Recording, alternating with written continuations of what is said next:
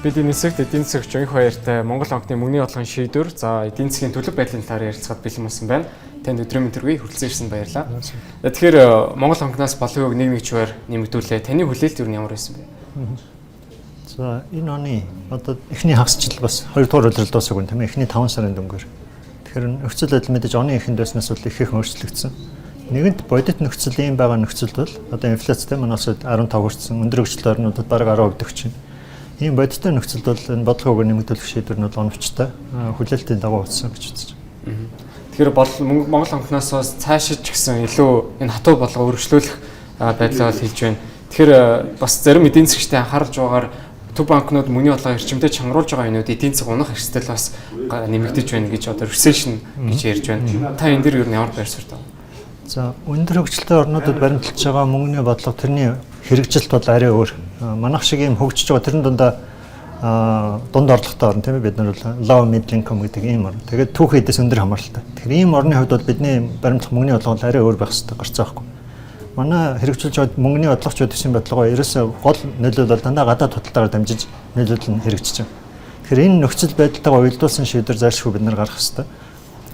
Дээр нь одоо хэлийн бомтын тасалдлаас хамаарат гадаад худалдааны тасалдлага учраас энэ дээр мөнгөний бодлого гарцаа авахгүй үүссэн нөхцөл байдалтайгаа нийлүүлээд чангарах нь зөв.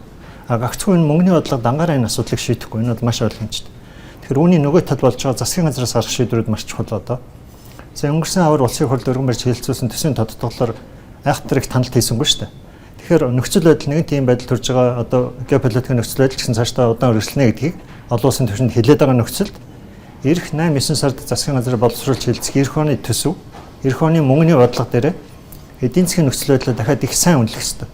Ингэж авах арга хэмжээгээ мөнгөний бодлоготойгоо нийцүүлэхгүй бол бид нар зөвхөн өөртөө таалагдсан байдлаар шийдвэр амархан шийдвэр гаргаад явуулж болохгүй л энэ бол биднээс үл хамаарсан нөхцөл байдал гэж ойлгож байна. Тэгэхээр Монгол улсад бол мэдээж зөвхөн нийлүүлэлтээс илүү эрэлтээс зөвхөн эрэлт гэхээс илүү нийлүүлэлтээс үүдсэн инфляц бол нэлээд өвдөгдөж байгаа. Тэгэхээр төв банкны зүгээс цаашид мөнгөний бодлого илүү хатууруулах энэ чиглэлд та юу нэг цааш тэмдэглэлийг хэрхэн харж байгаа. Одоо инфляц 15% тань төв банк 10% болголоо. Зарим эдийн засгчдад үзэж байгаараас төв банкны инфляцийн түвшин, төв банкны боловын түвшин бас ойролцоо түвшинд дэдэж илүү үр дүнтэй байна гэж хэлж байгаа шүү дээ. За бид бодлого шийдвэр гаргах чинь тэрхтээ төсөв мөнгөний бодлогын уялдаатай байх хэрэгтэй гэдэг их ярьдаг тийм ээ. Гэхдээ яг энэ агуулгын ямар хэлбэрээр илэрх юм бэ гэдгийг мэргэжлийн хүмүүс маш гүнзгий судалж үр дагаврыг гаргаж иж хэлэх хэрэгтэй. Түүнээс энэ нэг тоо уялдах тухай асуудал биш байхгүй. Эдийн засгийн өсөлт одоо юу гэдэг нь дунджаар 5% байна ч гэдэг юм. Инфляц 1.5% гэдэг бол энэ бол маш ерөнхий зүйл. Гол нь энэ хоёр засгийн газар болон төв банкнаас авч байгаа арга хэмжээ хоорондоо хэрхэн уялдаж байна. Нэг нь нөгөөтэйг зөрчилдөж гин үгүй тэ дэмжиж гин үү гэдэг асуудал нь чухал байхгүй. Жишээлбэл инфляц нэгэнт одоо ийм өндөр болж байгаа нөхцөл түүний шалтгаан нь нийлүүлэлтийн шалтгаантай холбогдолтой. Энэ дотор дэдвүтц бомттой холбоотой гэдэг нь өнгөрсөн 2-3 жилийн дотор маш тодорхой харагдаж байна шүү дээ. Судалгааны үр дүн ч ингэж харуулж байгаа. Тэгэхээр эхлээд авах арга хэмжээ нь өөрөө засгийн газар талдаа тэр бомтын хүчин чадлаа нэмэгдүүлэх тасалдлыг зогсоох тийм эргээд бомтын үйлсээ хэн болохоос эхлэх хэрэгтэй. Энэ тасалдал хэвээрээ байгаа нөхцөлд одоо яг түрүүний дурдсан шиг нөгөө төсөвдөр гардаг гүйцэтгэлийн үнийн зөрүү гэдэг асуудал байнга гарсаар явна шүү дээ. Тэгэхээр гарцаа авахгүй эхэлж авах арга хэмжээ нь засгийн газар талдаа байна. Нөгөө талаар энэ арга хэмжээ хамгийн гол нь бидний хувьд алдаад байгаа зүйл байна. Тэгэхээр хожимдод авч байгаа арга хэмжээ. Асуудлаа урьдчилж хараад бомтын хүчин чадалтай хүрэхгүй нэ тасалж яана гингут тэн дээр авах арга хэмжээ нь төрүүлээ явж байгаа хэрэгтэй байхгүй. Гэтэл бид нар энэ дээр арга хэмжээ авах гэж нэлээд удасаар гаад араас нь авч байгаа арга хэмжээ авдаг учраас ингээд үр дагавар нь илэрч хараад инфляциудаа ханш гээд босод үр дагавар гараад. Тэгэхээр та хоёр ойрын хугацаанд стагфляцийн эрсдэл хэр байна гэж харж байна. За тодорхой хэмжээгээр зарим судлаачид бол стагфляцийн эрсдэл байна гэж ярьж байгаа. Гэхдээ манай хувьд бол одоохондоо би яг олон талын судалгаа үзүүлж хэлж мэдэхгүй. Өндөр хөгжлийн орнуудад бол энэ асуудлыг ярьж байгаа. Манай хувьд бол стагфляцээс илүүгээр гол нь өсөлт цаарах эрсдэл байна. Тэ? Одоо энэ үйл ажиллагааны доголоос болоод бид нар хичнээн одоо төв банк арчны банкудаас жуулын улсын төсөөсчлөн аж ахуйн нэгжүүдэд мөнгө өглөөч гэсэн тэр нь цаашдаа аж ахуйн эргэлтэнд орж чадахгүй гацаад байна шүү дээ. Тасалдал үүсээд байна. Тэгэхээр энэ тасалтаас улбаас эдийн засгийн өсөлт одоо олон улсын байгууллагууд Монгол улсын энэ эдийн засгийн өсөлтийг зарим нь бүр 1% гэж байна шүү дээ. Тэгэхээр энэ бол бас бодиттой гэж магадгүй. Тэгэхээр энд хүрэхгүй тулд одоо оны үлдэж байгаа 3-4 дугаар улиралд юу их вэ гэдэг ач холбогдлынхаа дарааллыг дахиад үзээч гэж хэлэх гээд. Түүнээс өнгөрсөн 22 баталсан 23 оны төлөвөө бид нар маш урт чагсаалтуудыг тий олон ажил. Тэгэхээр тэр бүх чагсаалтыг бид нар хийх албагүй байхгүй одоо. Нөхцөл байдал өөр болцсон. Тэр жагсаалтанд магадгүй 100 ажил байж болно. Тэгвэл тэрнээс 100 ажлаасаа 50 жил одоо үлдсэн хастай амжуулах хэрэгтэй. Ингэж бид нар энэ 1% доош унах уналтаас сэргийлэхдээ зорж байгаа 2.4-5% өсөлтийн түвшинд хүрч чадах юм бол энэ бол бодиттой амжилт гэж үзэх хэрэгтэй. Тэгэхээр таны хувьд яг эдгээр төлөвлөгдсөн ажлуудаас аль нь илүү ойрын хугацаанд одоо биелүүлэх боломжтой, илүү ач холбогдолтой гэж үзэж байгаа юм? За олон улсын байгууллагуудаараа хэрлээ манай салбарын зарим сайднаас ямдч энэ тухай хэлж мэрэгжлийн хүмүүс хэлээд байна шүү дээ. Монгол улсад одоо яг энэ оны үлдэж байгаа хоёр үйлдэл зайлшгүй их хэвээр 3 ажил. Бомтын тасалдлаа зогсоох хэвээр, сэргийлэх хэвээр, тэгээ импортын бараа ажилтаа таталтай хийм болох хэвээр. Ингэж үнийн тээвэрлэлийн үнэ буурна. Хоёрдугаар эрчим хүч. Эх оны өвдлийг амжилттай давахын тулд дутагдж байгаа цахилгаан эрчим хүчлэлний тасалдлаа шийдсэн байх хэвээр. Дээр нь тэш нүүрсний нийлүүлэлтэд бас юм асуудал. Гуравт нь хүнсний асуудал. Одоо нэгэн тарилцсан байгаа өөртөө намар хурааж авахд бас тодорхой хэмжээний үн өртөг нэмэгдэх нь тодорхой болоод байна шүү дээ. Тэгэхээр энэ нэмэгдсэн ч гэсэн энэ өөртөө бид нар улс тариалал эрхлэлт дэмжих болон гурвын үйлдвэрүүд өмнөх жилүүд шиг аливаа асуудалгүй маш яралтай тэрийг бүгдийг худалдаа авах хэрэгтэй. Энэ гурван асуудлаа шийдэх юм бол энэ оны одоо хамгийн тэргүй ажин шийдэх хэрэгтэй зүйл. Бусад тэр төсөвдөр тавигдаад байдаг нийгэм соёлын арга хэмжээгээ бол хойшлуулж болох байхгүй. Ингэж ач холбогдлын дараалал бид нар авч үзэх хэрэгтэй.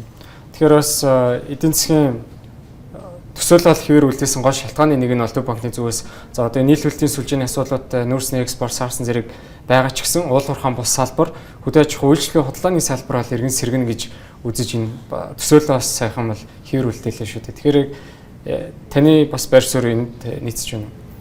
За Монгол онкол мэдээж энэ банк санхүүгийн байгууллага тийм ээ. Тэнд бол эдийн засгийн илүү эдийн засгийн салбарын судалгаа хийж байгаа банк санхүү. Гэтэл энэс гадна бидний одоо нөгөө хүрч чадаагүй хараагүй асуудал байна шүү дээ. Геополитик халдвар төвчин. Энэ бол Төв банкны хийдэг ажил биш тийм. Тэгэхээр энэ судалгаан дээр нэмэх нь бид нарын бусад эрсдлээ нэмж тооцох хэрэгтэй. Жишээлбэл геополитик эрсдэл дээр одоо юу болж байгаа нэхлээр одоо хэдхэн хоногийн дараа Испанд болох гэж байгаа НАТОгийн уулзалт тийм өндөр хэмжээний уулзалт. Эндээс хоёр улсыг шинээр гишүүнээр эсвэлэх гэж байна. Европ холбоо энэ 7 хоногт 2-3 улсыг кандидат улсаар эсвэлэх тухай асуудлыг ярьж байна. Энэ болгонд олон улсын тавцан дээр бодлогын том өөрчлөлт гаргаж байна. Тэгэхээр Украины дайны үргэлжлэх хугацаанаас хамаарат дэлхийн зах зээл дээр яригдаад байгаа ханган нийлүүлэлтийн сүлжээ болон Төв банкны авч байгаа арга хэмжээний дүр дүнд хүрэх үү гэдэг асуудал чинь шийдэгдэнэ. Одоо газрын төсний үнэ хаштай 120 дээр байх уу цааш өсөх үү гэдэг чинь маш том нөлөөж өгсөн жуулсан энэ геополитик асуудал болоод байна шүү дээ.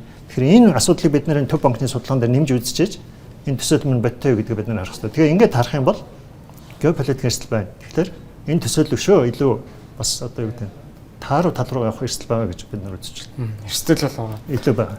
Тэгэхээр эцсийн товчгоос суугаад Монгол улсад бас эх хэдэн жилүүдэд төлөгдөх эргэн төлөгдөх бондуудын төлбөрүүдээс байгаа. Тэгэхээр болгын үг одоо яг энэ инфляц эдэр нэмэгдэж засгийн газрын өөрөө бол сүүлийн оны эхний улирлын байдлаар бол 27.5 их найт төгрөг болсон байгаа. Үүнтэй холбоотойгоор гадаад валютын албан нөөц бас эрчимтэй борж байгаа. Тэгэхээр бас зарим эдийн засгчдын хэлж байгаагаар гадаад валютын албан нөөцөөс бондын эргэн төлөлтүүдэд санхүүжүүлэх зэрэг энэ бол нэлээдгүй эрсдэлтэй. Гадаад валютын албан нөөцөө хадгалж үлдэхэд бол илүү гол анхаарах шаардлагатай гэж үзэж байгаа. Та энэ дээр яг ямар байр суурь таа? Энэ бол гарцаа авах маш чухал асуудал. Яг тэгэхээр валютын нөөц одоо ямар ч содоо байдлаар бол өнгөрсөн оноос 30% буурсан явж байна шүү дээ. 30%. Тэгэхээр эдийн засгийн экспорт сэргээгүй үн ханш тогтворж байгаа үед бол валютын нөөц буцаад нэмэгдэх хандлага бол одоогор байхгүй юм тийм.